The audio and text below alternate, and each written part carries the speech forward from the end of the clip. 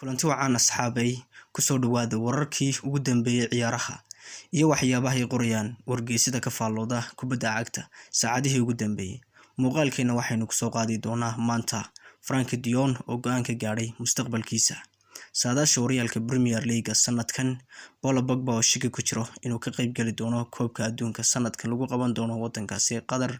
Sidoo kale Juventus ayaa durtoo bilowday inay raadiso bedelkiisa. Juventus ayaa bartilmaameed ka dhigatay xiddiga weerarka kooxdaasi Chelsea, Timo Werner. Manchester United oo soo bandhigtay labada saxiix Lisandro Martinez iyo Eriksen, labada lambar ay ku ciyaari doonaan xagaagan, iyo wararkii ugu dambeeyay suuqa kala iibsiga. Muuqaalkan intaana bilaabin like saar, sila share gareysa asxaab badan oo gaadho. Haddii ay tahay markii ugu horeysay aan soo booqatana subscribe noo saar si aad la socoto wararkii ugu dambeeyay ciyaaraha, dhaqdhaqaaqa suuqa kala iibsiga, waxyaabaha ku cusub kooxdaada. Aynu ku bilownay Frank de Jong ayaa go'aan ka gaaray kooxda Manchester United oo dhawaantii ugu dambeeyayba aad loola xiriirinayay.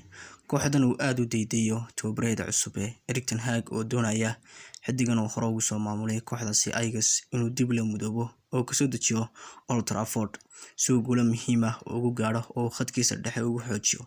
Haddaba xiddigan kooxdaasi Barcelona ayaa isagoo ku adkeysanaya inaanu sanadkan wax waliba haddii ay dhacaan aanu kooxda Manchester United aanu aadi doonin oo ka doorbidi lahaa haddii uu ka baxayo xagaagan kooxda Barcelona inuu tago Chelsea ama kooxdaasi Bayern. Haddaba Bayern ayaa la rumaysan yahay inay khad dhexe ay sanadkan ay ciyaartoy badan u qaadatay oo aan xilligan aanay u baahnayn in Frank de Jong. Sidoo kale waxay imika suuqa ka diidaysaa xiddig u bedela Robert Lewandowski. Inkastoo ay kooxda Liverpool ka qaadatay Sadio Mane, haddana still waxay weli diidaysaa inay weerar u buuxiyo Robert Lewandowski ay la soo wareegto. Haddaba xiddigan oo asxaabtiisa kooxda Barcelona u sheegay hadalkaasi oo ku yiri Manchester United aanu aadi doono amaba uu qorshiisu yahay inuu xagaagan uu sii joogo kooxda Barcelona. Inkastoo ay shir ay yeesheen dhawaan tababaraha kooxdaasi Barcelona Xavi iyo madaxweyne Joan Laporte oo isku dayna ku qanciyay xiddigani inuu ka tago kooxda Barcelona sababo la xiriira in Barcelona ay ka cabanayso in dhaqaale xumo, sidoo kalena mushaharka bixiso oo dhaafay xandaabkii loo jeexay, marka ay ku qasbanaan doonaan in xiddigaha ugu mushaharka badan ay kooxdooda ka saaraan si loogu diiwaangeliyo saxiixdooda cusub. Haddii aan eegno saaxiibayaal, in golahii hore wadankaasi Ingiriiska Ben Foster iyo kooxda Manchester United saadaasha uu ka bixiyay horyaalka Premier League sanadkan sida xaaladdu noqon doonto kooxda ku guuleysanaysa afarta champion ka soo qayb galaya iyo waliba saddexda kooxood ee sanadkan bid u dhacaya. Goolhayahan ayaa ka farxiyay kooxdii labadii sanadood ugu dambeeyay ku guuleysatay horyaalka Premier League Manchester City inay markeedii saddexaad oo xiriir ah ku guuleysan doonto, sidoo kalena ay 6 sanadood gudahood ay ku guuleysan doonto 5 jeer. Kooxdan wata Pep Guardiola ay goolhayahani u saadaaliyay inay markeedii saddexaad ay ku guuleysan doonto. Sidoo kalena waxa uu sheegay in uu sababeeyay saddexda saxiix ay sameysay kooxda Manchester City ee halista badan Haaland, Alvarez iyo waliba Calvin Phillips oo ay ka soo qaateen Leeds United. Waxaanu sheegay in sanadkan ay mar saddexaad ay ku guuleysan doonto. Sidoo kale waxa uu kaalinta labaad u ka dhigay kooxdaasi Chelsea oo sheegay in kaalinta labaad ay sanadkan ay ku dhameysan doonto. Liverpool ayadana kaalinta saddexaad u riixay, kaalinta afraadna waxa uu geeyay kooxdaasi Tottenham oo sanadkan Antonio Conte oo si aad u dhisay oo saxiix fara badan oo ku soo kordhiyay oo diyaar u yahayna inuu sanadkan ku dagaalami doono. Sidoo kale waxa uu kaalinta shanaad geeyay Arsenal oo idina saxiix badan xagaagan sameysay oo aad isku xoojiyay oo Arteta iyo Edu ay aad uga shaqeynayaan inay kooxda ay sidii lagu yaqaanay ay ku soo celiyaan. Sidoo kale Manchester United oo idwaan ka yareysanayno saxiix badan sanad ka sameysay tababariis ka bedeshay sidoo wax iska bedeleen ayadana uu sheegay in kaalinta ay sanadkan ku dhameysatay ay sanadka kalena ay sanadka soo socdaan ay ku dhameysan doonto isla kaalinteedii lixaad. Saddexda kooxood ee uu sheegay goolhayani in sanadkan ay ka dhaadhici doonaan horyaalka heerka koobaad ee wadanka Ingiriiska ee waliba u dhaadhici doona heerka labaad ayuu ka dhigay kooxdii sanadkan u soo dhaadhacday Bournemouth oo ku sheegay inay ka dhaadhici doonto horyaalka Premier. Sidoo kale waxa uu daray kooxdeeduna sanadkan ka soo dhaadhacday Nottingham Forest. Waxa kale oo sheegay inay ka dhaadhici doonto Southampton. sidee filaysaa adiguna sanadkan xaaladda Premier League ay noqon doonto? Kooxdee ayaad u saadaalinaysaa inay qaadi doonto?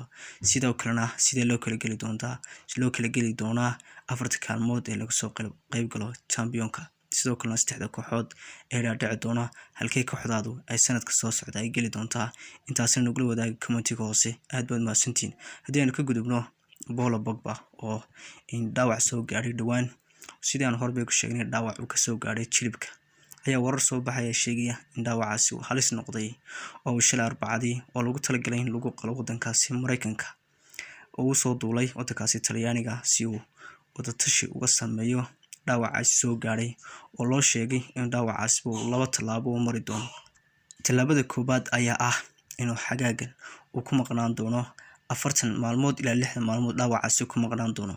Midka labaad ayaa ah in laacibkani uu ilaa 6 bilood uu seegi doono uu seegi doono koobka adduunka ee wadankiisa Faransiiska. Marka labadaasi isaga waxa fiican inuu 6daasi bilood u maqnaa si uu dhaawacaasi uga soo kabto. Haddaba 40 cisho 60 cisho ayaga loogu talagalay ciyaartoyda da'da yar, isagoo da'diisa 30 ay ku dhowdahay.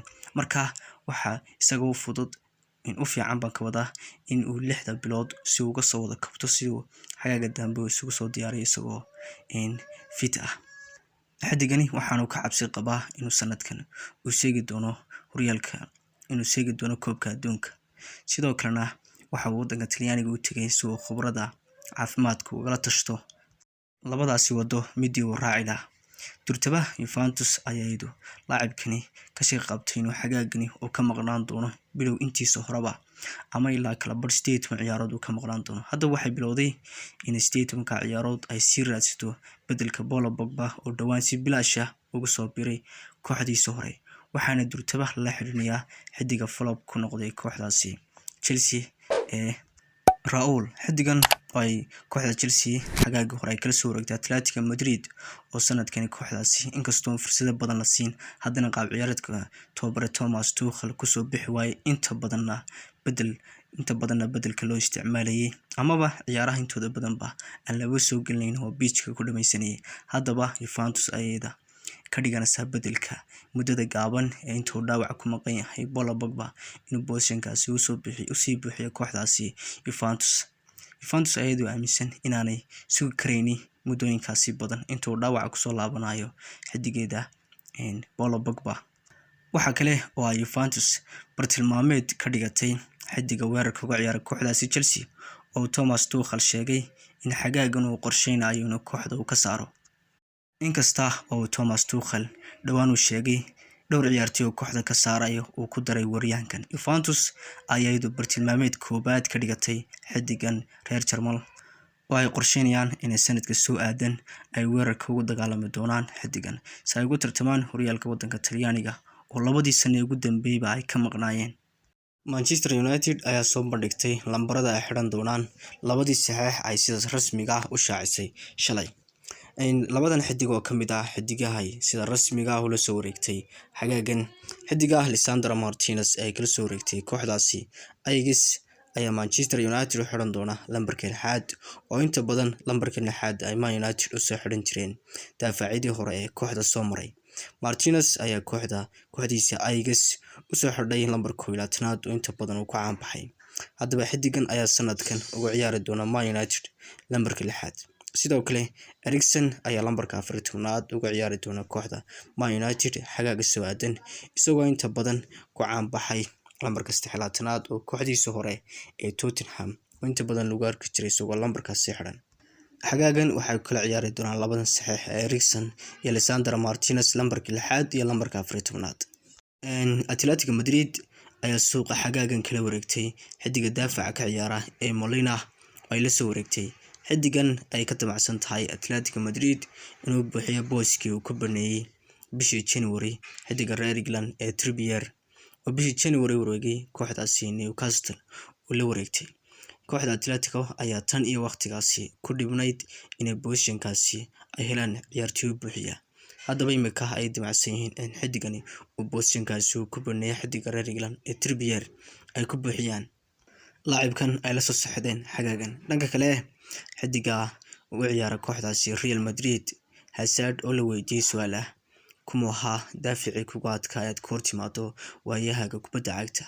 Xidigan ayaa ku jawaabay isaga oo xidigan oo markii hore ka ciyaari jiray horyaalka Premier League kooxdaasi Chelsea oo ka hor yimaaday daafacada ugu adag Premier League sida daaficii kooxdaasi Man United Rio Ferdinand sidoo kale Kompany iyo Virgil van Dijk ayaa haddaba doortay xidigii ugu adkaa ee waayihiisa ka hor yimaada xidiga baasha toogaga ciyaara kooxdaasi Manchester City ee Kyle Walker oo ku tilmaamay xidiga xawaarihiisu aad u sareeyo sidoo kalena xoog badan. Xidigan ayuu ku tilmaamay xidigii ugu adkaa ee ka hor yimaada waayihiisa kubadda cagta intuu ku guda jiray isagoo intii ugu badnayd ka hor yimaaday kooxdaasi Chelsea intii uu joogay. wararkeena ciyaar waa naga intaas saaxiibayaal, intaanu kulmi doono wararkeena kale. Wassalaamu calaykum.